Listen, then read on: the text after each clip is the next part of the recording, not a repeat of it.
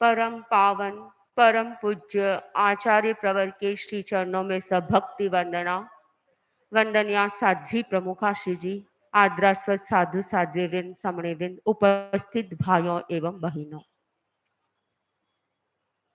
मैं जब समन श्रेणी में दीक्षित थी, एक कहानी बोला करती थी।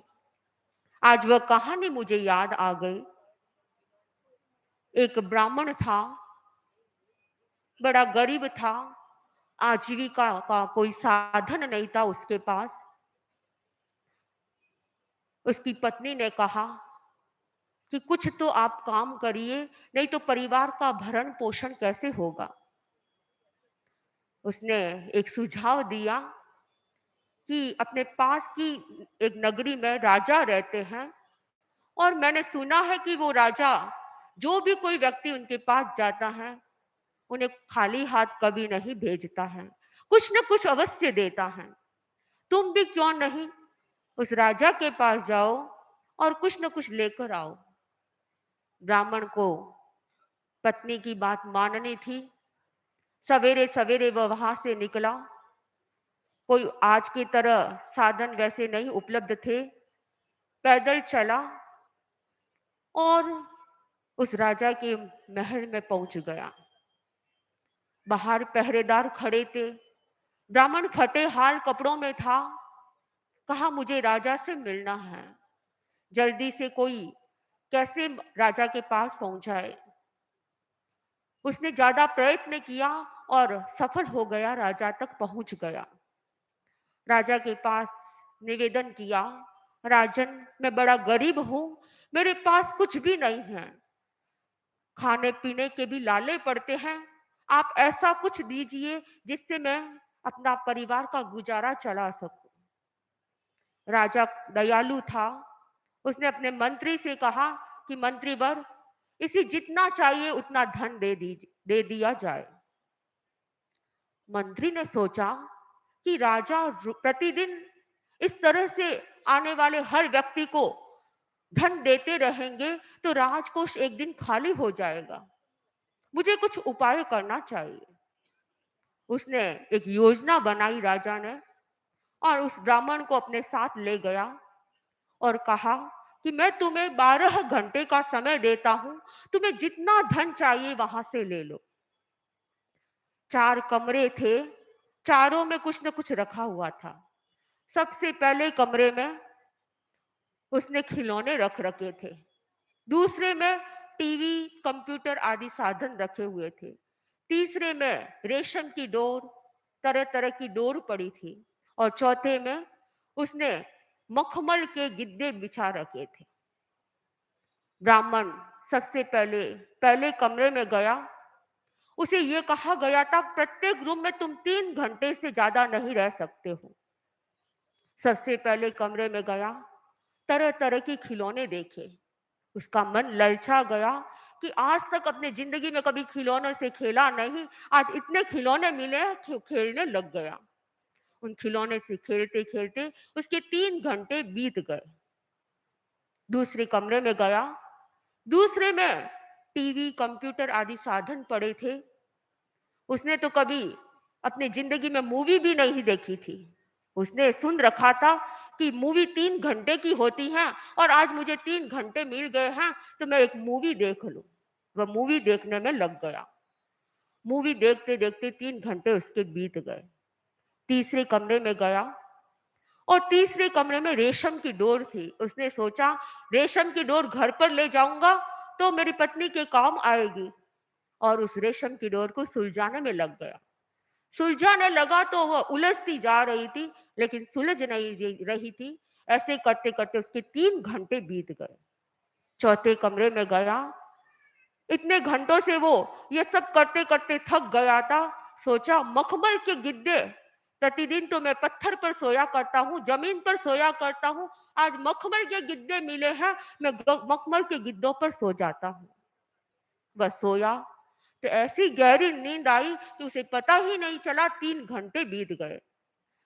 बाहर से व्यक्ति ने आवाज दी कि अब तुम्हारे घंटे बीत गए हैं, तुम बाहर आ जाओ। जैसे ही आंख खोली, 12 घंटे बीत गए। सोचने लगा, अरे अब क्या करूं? 12 घंटे मुझे मिले थे धन बटोरने के लिए, धन प्राप्त करने के लिए, लेकिन मैंने तो 12 घंटे ऐसे ही बिता दिए। अब पछताए होत क्या? चिड़िया चुग गई खेत। अब वह पश्चाताप करता है। बंधुओं, ये घटना हम सबको प्रेरणा देती है। हम अपने जीवन, ये बहुमूल्य जो जीवन मिला है, मानव जीवन मिला है, इसका किस प्रकार से उपयोग कर रहे हैं।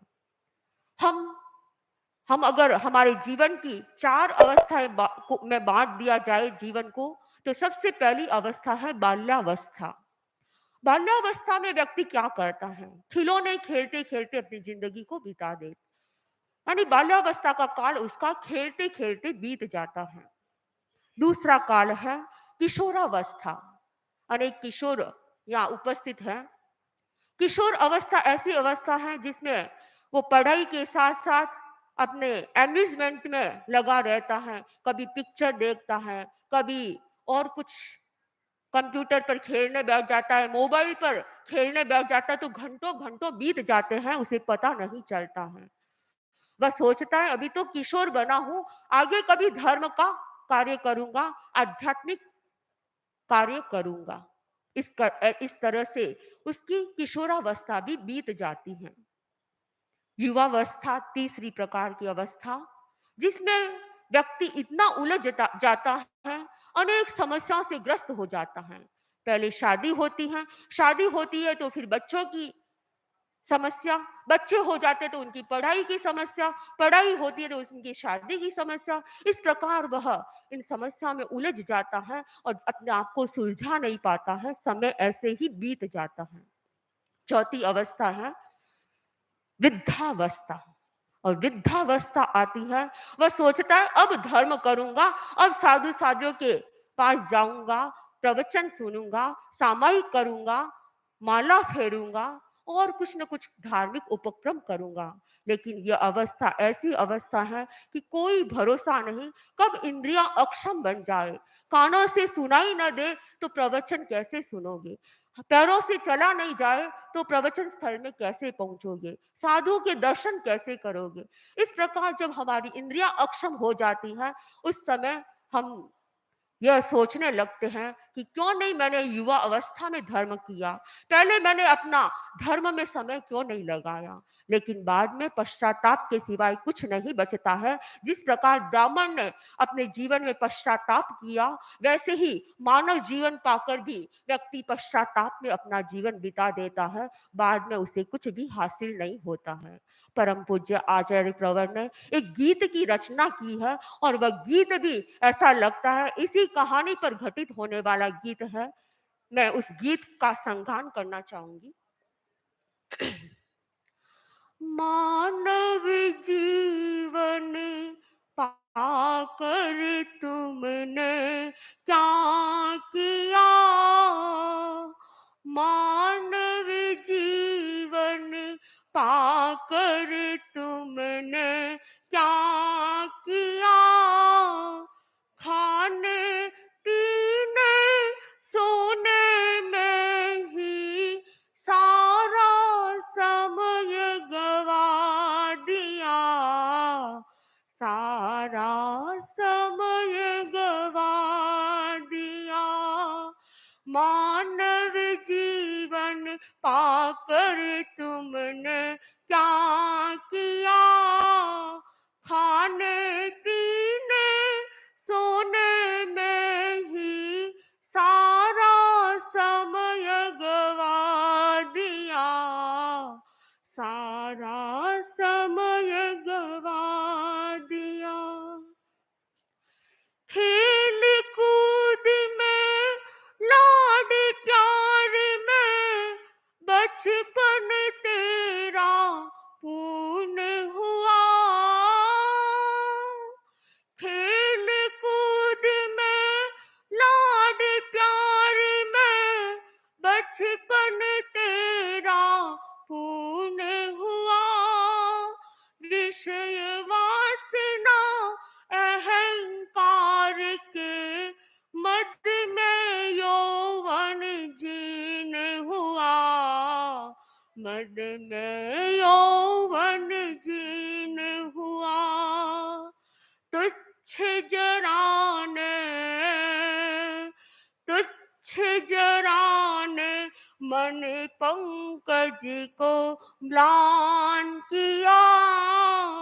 खाने पीने सोने में ही सारा समय गवा दिया, सारा समय गवा दिया। उपन्यास तो बहुत पढ़े पर किया न साहित्य पठन। तरह तरह के पिक्चर देखे, किया न निज जीवन दर्शन, किया न निज जीवन दर्शन। काम भोग के, काम भोग के विष शरबती का पान किया। काम भोग के विष शरबती का पान किया। खाने पीने सोने में ही सारा समय गवा दिया, सारा समय गवा दिया। मानव जीवन पाकर तुमने क्या किया? खाने पीने सोने में ही सारा समय गवा। संतों की संगत तो मार्ग भूल कर ही तुम करते हो। सदाचार के राजमार्ग पर भी तुम कभी न चलते हो, भी तुम कभी न चलते हो। प्रेक्षा ध्यान, प्रेक्षा ध्यान साधना में रस ना लिया। खाने पीने सोने में ही सारा समय गवा दिया, सारा समय गवा दिया। मानव जीवन पाकर तुमने क्या किया? खाने पीने सोने में ही सारा समय गवा दिया, सारा समय गवा दिया। तो हम अपने इस मानव जीवन को सार्थक सफल बनाना चाहते हैं, तो इस समय का हम सही सदुपयोग करें और परम पूज्य आचार्य प्रेर के द्वारा प्रेरणा पाकर अपने जीवन को सफल सार्थक बनाने का प्रयास करें। इन्हीं भावों के साथ ओम।